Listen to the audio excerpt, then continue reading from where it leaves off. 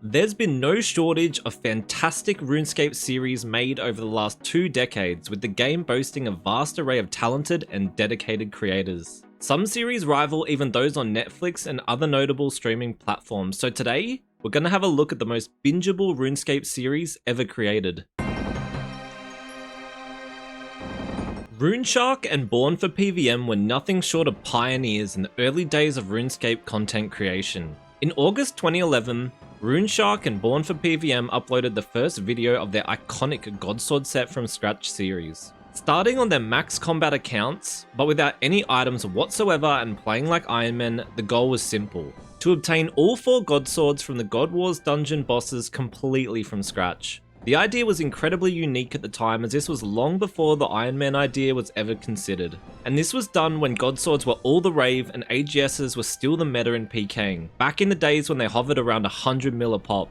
It wasn't all about the God Wars grind either. People loved the early content where they had to grind the gear and supplies they'd need before ever setting foot in God Wars. And what gave this series a massive leg up on the others was the banter between the 3 of them. Instead of getting solo commentary, it was like being in a Discord call with them, providing the viewer with a really fun community-like vibe. This bundled with iconic moments like their insane Badoodle strategy, as well as the excitement of getting big drops, highlights how far ahead of its time this was. Anyone want to Badoodle? Okay. Badoodle? Badoodle. Badoodle! I fucking Badoodled it! Yes! That's like, what is that? That is a third Badoodle. Oh my god. Even in 2011, it was still a time when most of us were relatively newbie at best, and seeing these guys fucking around getting the big drops we all aspired to obtain ourselves was awesome. This series was so good that Tanzo and Vitoso ran it back 9 years later, further highlighting just how entertaining and bingeable this series really is. In Debt for a Pet, or IDFAP by Guns Chili, was a unique idea where anytime his account received a pet, he would have to stake his bank at the Jewel Arena. If he wins, he doubles his bank, making the grind for the next pet a lot easier. Lose and he's reset back to 0, giving him a 50% chance of starting from the ground up each time he received a pet. The highs and lows of the setbacks and doubling were at times huge banks meant that each time he received a pet, the viewer had no idea where the series was going to next. However, it's not just the idea that makes this series amazing. Rather, that In Debt for a Pet has maybe the best editing out of any series on this list. This is what pushes this series into the top 10. Just look at some of these editing montages. They're rivaled by no other and were a complete joy to watch and really helped add depth to the stories being told. The edits often use movies or other references as inspiration, which is something that hasn't really been done in the space before. An extremely unique idea mixed with vibrant, professional style edits makes this series one of my go-to binge watches. In a sea of grandmasters and content creators with decades worth of game knowledge came Alien Food and his Unguided series. Alien Food was a relatively newish player with a lot less game knowledge than the vast majority of well-known content creators. He decided to use this to his advantage by creating Unguided, a series where he would complete all quests in RuneScape without using guides or in-game plugins. My immediate thought when I found this series was, how is he ever going to be able to complete Ernest the Chicken? And if a quest that quote-unquote easy was going to be difficult, I could only imagine how difficult late-game quests would be without help. This idea was extremely refreshing in the space, and it took off as the obstacles made themselves clear almost immediately when Alien Food spent 2 hours just to source himself a pie dish. One of the funniest moments is when Alien Food spends an insane amount of time planning how to get a soul rune while standing next to the rune shop in Arceus, which sells soul runes.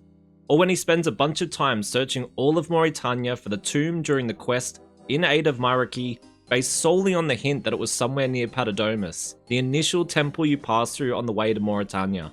Or even the times he completely lucks out and solves puzzles he didn't even know he was solving. There's so many moments of sheer brilliance and painful, agonizingly obvious clues he misses, which has you spending half the time impressed by his ability to solve problems, and the other half yelling at your screen when the answer is right in front of him.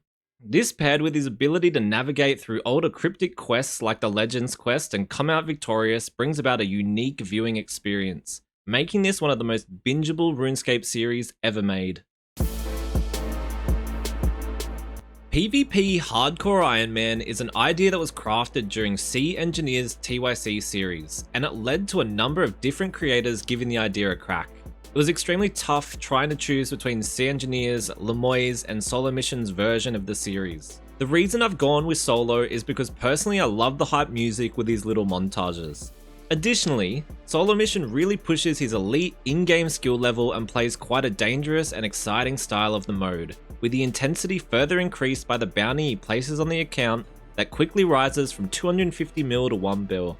Not only does the commentary and sound design create a highly engaging and hyped series, but the consistent threat of the hunters mixed with the risk-taking strategies created a high-risk, high-reward environment which sees his account progress quickly while having both Solo and the viewer constantly on edge. Tank tests by PKs and Max were not uncommon. Additionally, I have to mention that the RNG on this account was actually insane, with Solo pulling 3rd age on his 38th hard clue scroll.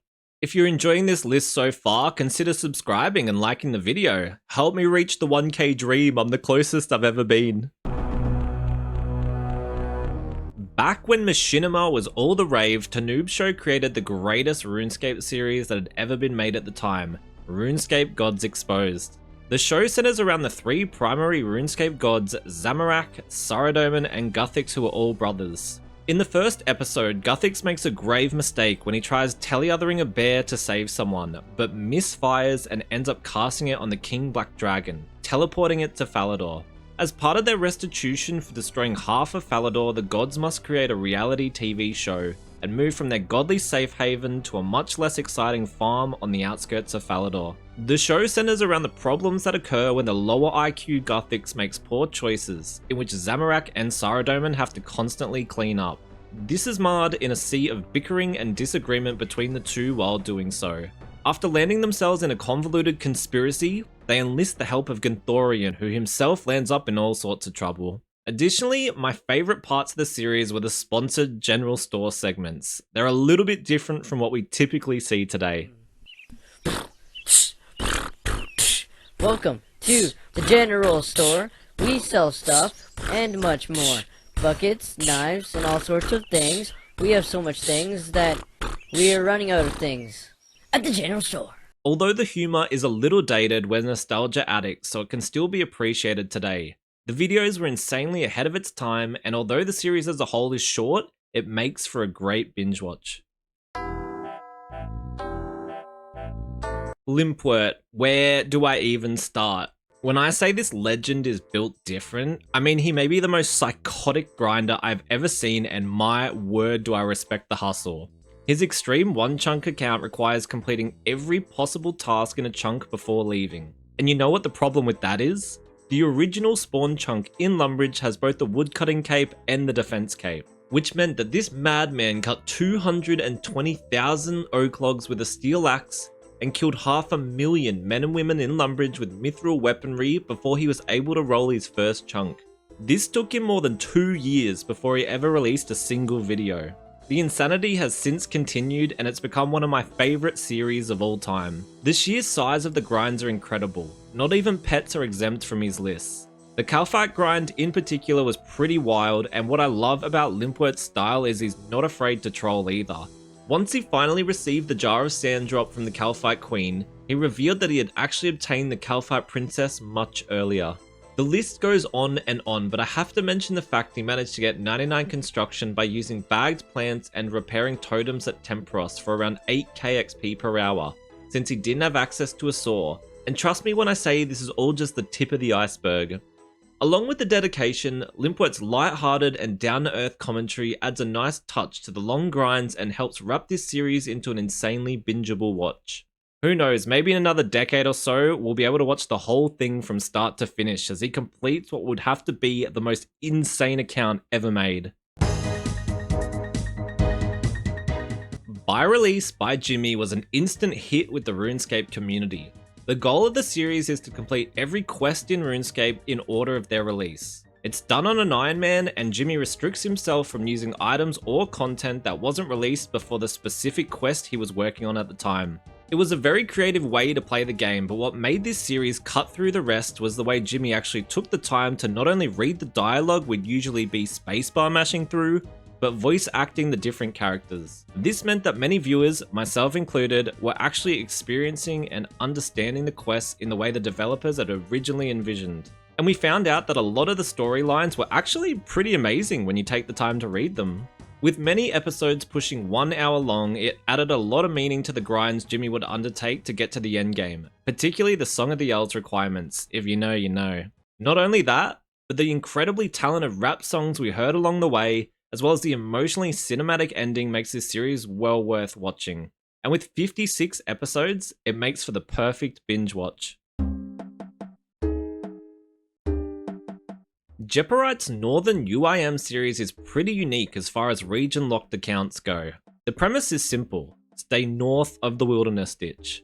This unlocks a surprising amount of the game, including Berthorpe, some of Mauritania, Piscatoris, Fremennik, and of course the wilderness. However, it's not the goals or the restrictions that secure this series a top 3 spot, but rather the focus on creating a cohesive, cinematic, and hilarious storyline with proper character development. Additionally, the editing in this series is phenomenal. It's not so much about the gameplay, but more about the skits that emphasize the struggles his character faces, not only from the boss and quests that lie ahead, but the consistent threat of PKers in the wilderness who will stop at nothing to PK a player carrying the white UIM logo. The way the plot from each episode remains intact and ever developing is what makes his series stand out, and while it does take an age for each episode to come out, you're always reminded why it's worth the wait.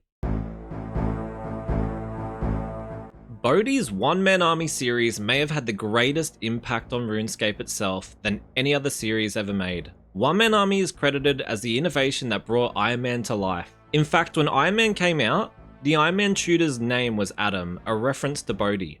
In May 2014, just a short year after Old School's release, Bodhi uploaded episode 1 of his one-man army series in which he would be playing a fully self-sufficient account. The account would not be able to trade other players. He was allowed to PK throughout the entire series, but he was unable to loot any items until unlocking Burrow's gloves. Items that he was allowed to loot were on the basis that he had the requirements and means to obtain them himself.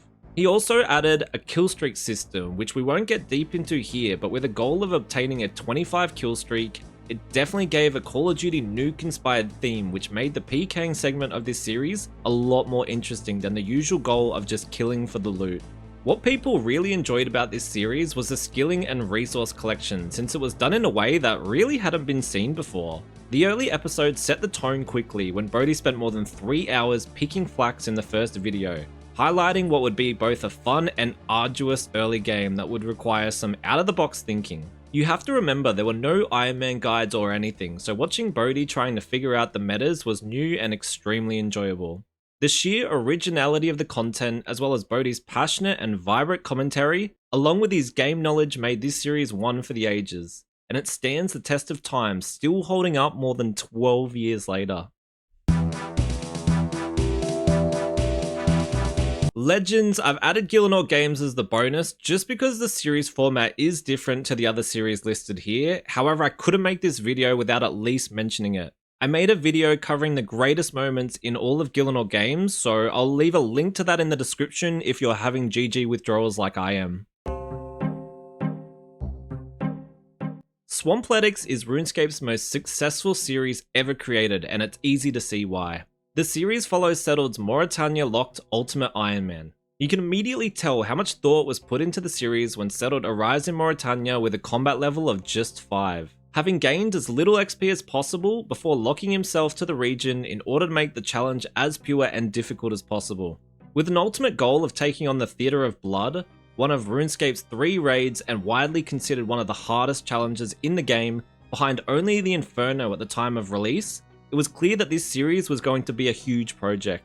With crazy grinds such as completing 16,590 temple treks, catching more than 400 lucky implings to obtain a rune crossbow, spending 11 hours straight on a single bridge just to get 15 agility, and grinding out over 1,600 Barrows chests to obtain full Guthans, during which he was only able to complete 3 Barrows trips per hour, it was clear that this series was a tier above everything else. Even after completely wiping one day with the spot of his death forever engraved by Jagex with a broken rune crossbow, he still managed to grind it all back and complete the series. Not only do the restrictions and crazy grinds on the account create a highly engaging journey, but Settled's storytelling ability is second to none. Assisted by his positive attitude and glass half full-like demeanor, as well as some of the fantastic editing montages, makes his series incredibly special and an absolute must-watch for anyone who has an interest in RuneScape, whether they play or not. Legends, this list was the hardest list I've ever put together. Make sure you let me know in the comments what you think undeservedly missed out. I'd love to see what you guys think.